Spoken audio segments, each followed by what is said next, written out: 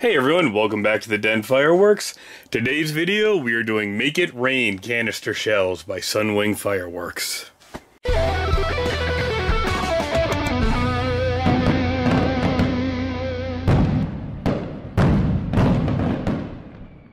I have heard a ton about these shells, and if you want willows that are absolutely huge, that have outstanding hang time, that hit, you've got to get Sunwing Make It Rains. I've heard it. So I ordered up a kit of 24 of the shells, and I was like, I need to see these.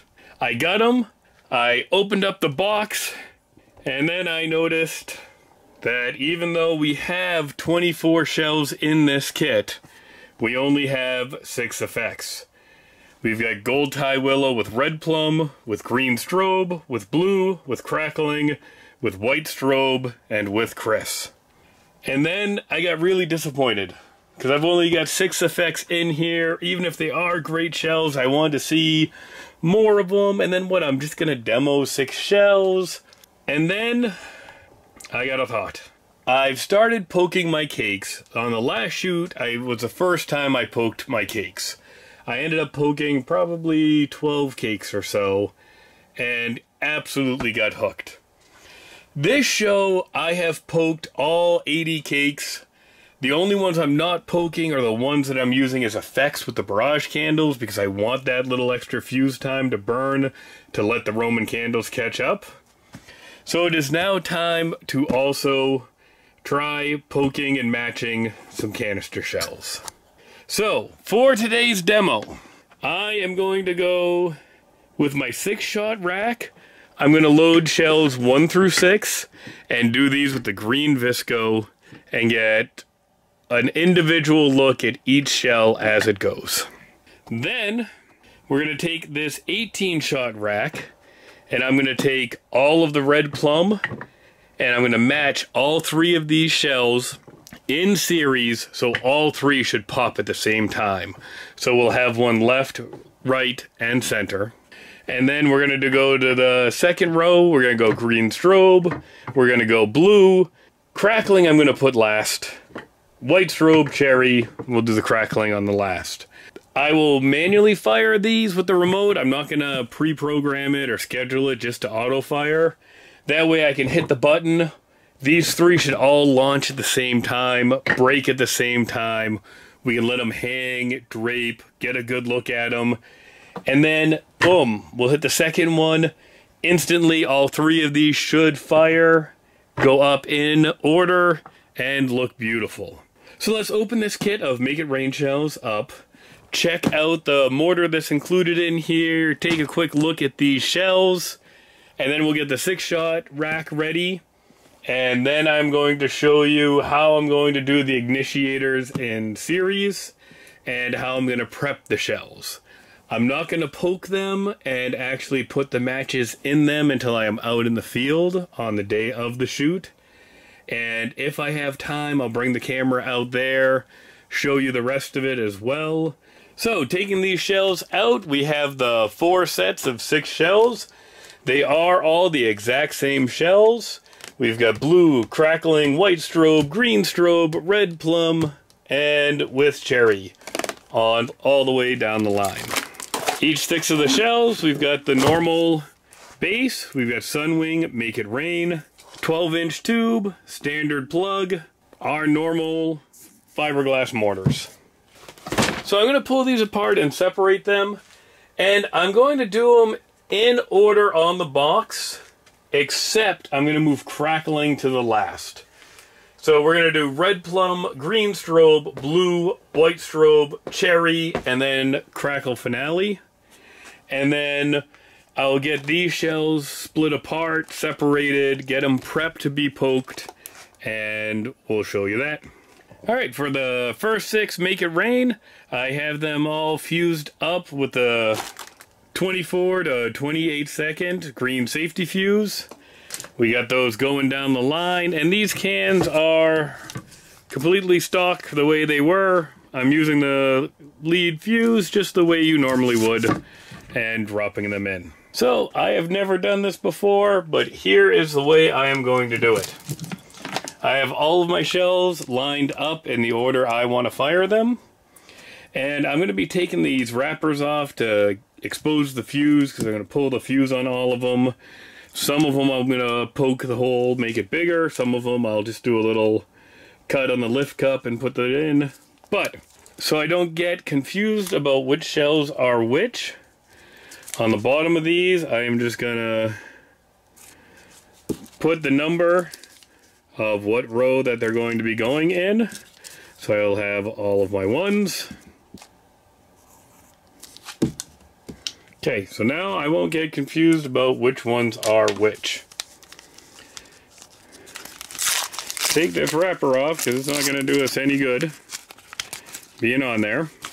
So when I'm in the field, either way, I'm just going to pull the fuse out of here so it's not in the way. And then on some of them, I am going to take my brass awl and expand that hole to put the igniter in. And on some of them, I'm going to use the point on my brass awl to kind of separate this lift cup, put the E-match direct into the bottom, and tape that back up. Either way, I'm going to tape the match in. I'm going to tape the lead wire up and over on this as well. And then we will have the wire coming out from the igniter. And then I will secure those to the rack. When it's been a long day and you forget to hit record again. So, for this, I'm going to be using the 7-foot MJG fire wires. So, we're going to need 3 igniters, 1 for each shell, and we are going to put them in series connection. With a series connection, we can make sure we have continuity all the way through the connection, and that all of the matches are live and should be good. So, standard MJG igniter, we've got the shroud, we've got the match head hiding underneath that shroud. Leave that shroud in place. Don't pull it back, especially when you're putting it into a cake or lift powder, because this could get abraded. And if you scratch up that match head, there is a small chance of it going off. Why risk it? The shroud is there to protect the match head from impact. The shroud's also there to help aim fire, get it out of there. Leave the shroud alone.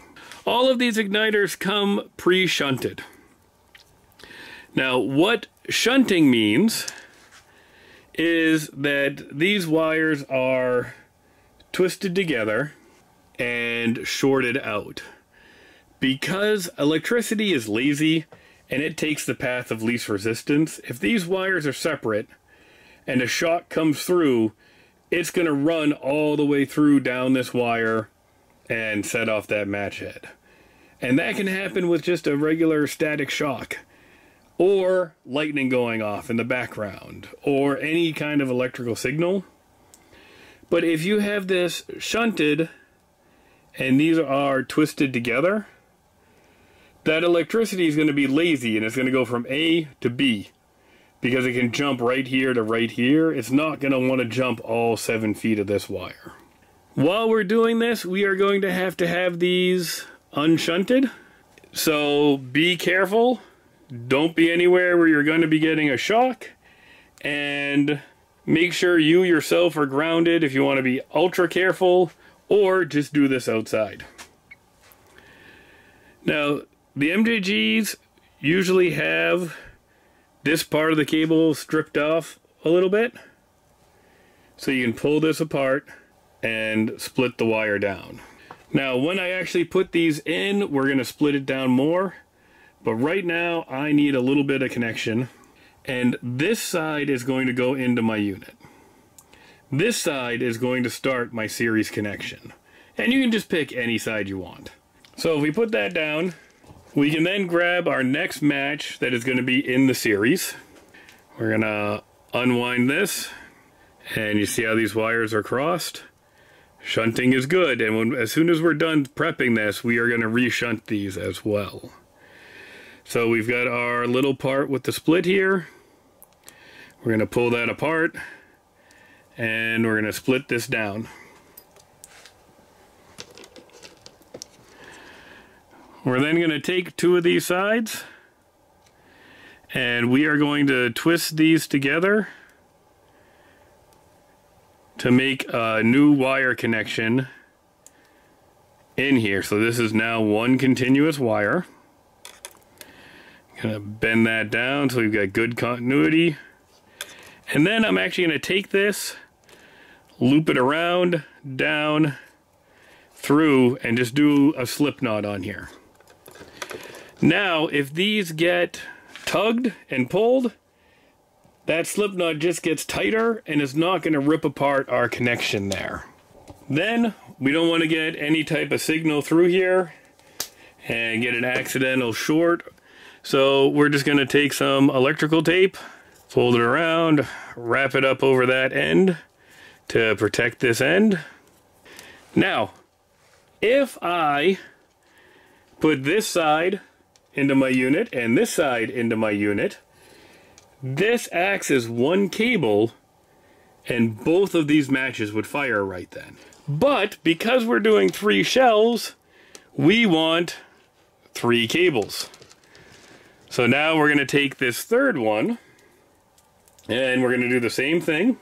So I'm going to split this apart at that nice little handy spot that they give us. I'm going to take one of these sides. I'm going to pair these 2 cables up.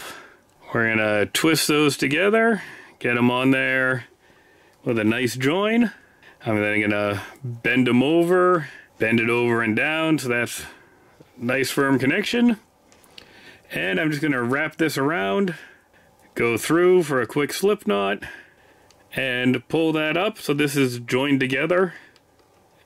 And we've got that strain relief tightness on it.